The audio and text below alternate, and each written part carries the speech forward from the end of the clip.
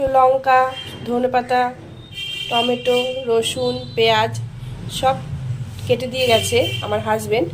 এখন আমি এটাকে রান্না করব। মিক্সি বাটিতে রসুন, টমেটো, পেঁয়াজ, কাঁচা লঙ্কা,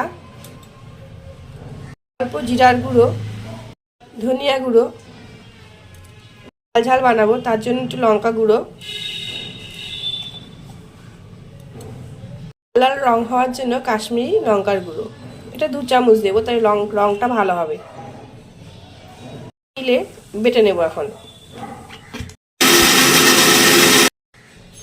বাটা হয়ে গেছে, এখন আমি রান্নাটা শুরু করে দেবো। ধরিয়ে নিই, কড়াই বসিয়ে দিয়েছি, দিয়ে দিব তেল। হয়ে গেছে, দিয়ে দিব লঙ্কা কুচি, পেঁয়াজ কুচি। এগুলো হালকা ভাজা হয়ে গেলে মশলা যে বেটে রেখেছি সেই মশলাটা দিয়ে দেবো। মাছটা লাল লাল হয়ে এসছে, এখন দিয়ে দেবো মশলাটা।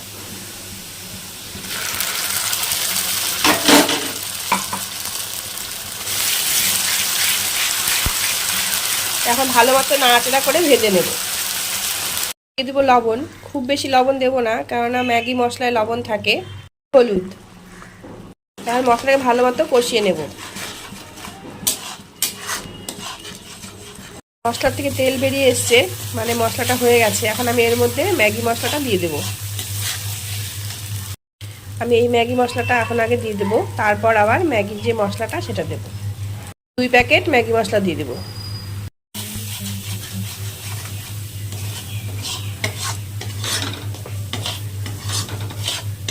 এই সময় আঁচটা কিন্তু কমিয়ে নিতে হবে, নাহলে মশলাটা পুড়ে যেতে পারে।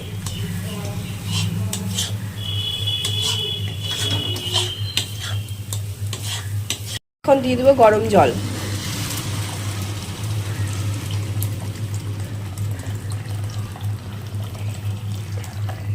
আটা ম্যাগি, এই যে এর মশলাগুলো, এখন আমি এই মশলাগুলো দিয়ে দিব সেই ঝোলটার মধ্যে। ম্যাগির 3টা পিস নিয়েছি, যার জন্য এটা মশলাটাও 3টে প্যাকেট দিয়ে দেবো।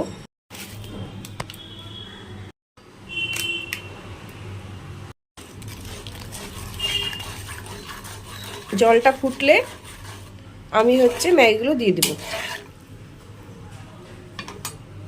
ঝোল ফুটে গেছে, আমি এখন ম্যাগিগুলো দিয়ে দেবো।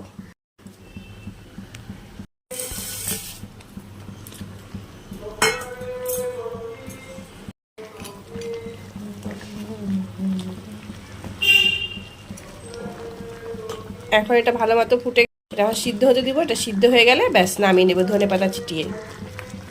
ভালো মতো সিদ্ধ হতে হবে, আর এটা কিন্তু মাখা মাখা হবে, এটা ঝোল ঝোল হবে না, একটু মাখা মাখা, গায়ে মাখা মাখা হবে। হয়ে গেছে, গ্যাসটা অফ করে দেব। অফ করে দিয়ে ধনিয়া পাতা ছিটিয়ে দেব। ধনে পাতা দিয়ে দিলাম, কাঁচা পেঁয়াজ কুচি দিয়ে দেবো, অল্প করে সস, টমেটো সস, সব মিশিয়ে দেব।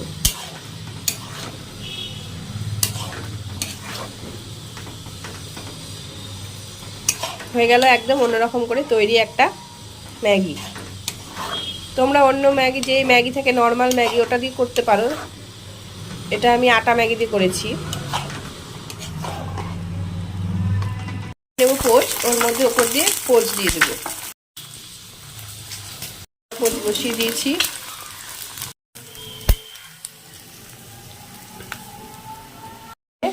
হয়ে গেছে ম্যাগি আর পোচ।